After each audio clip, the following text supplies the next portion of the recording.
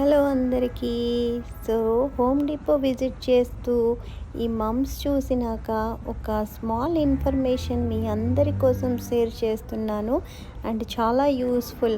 So స్ప్రింగ్లో ఉన్న excitement మనకి ఫాల్లో ఉండదు, కానీ ఈ మమ్స్ చూశాక కొనేద్దామని ఇంటికి తెచ్చి కొనేస్తాము, పెడతాము, కానీ డ్రై అయిపోతాయని డిసప్పాయింట్ అవుతాం.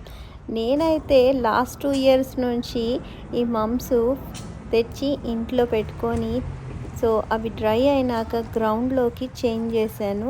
సో గ్రౌండ్లోకి చేంజ్ చేసాక స్ప్రింగ్ వచ్చేసరికి మళ్ళీ బాగా లష్గా గ్రీనరీగా చిగురొచ్చి ప్లాంట్స్ అయితే చాలా పెద్దగా అయిపోతాయండి.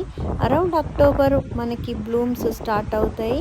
సో ఇవన్నీ లాస్ట్ ఇయర్ ప్లాంట్స్. సో మీరు డిసప్పాయింట్ అవ్వకుండా మంచిగా ప్లాంట్స్ కొనుక్కొని ఇంట్లో గ్రౌండ్లోకి మార్చుకోండి. బాయ్ మరి.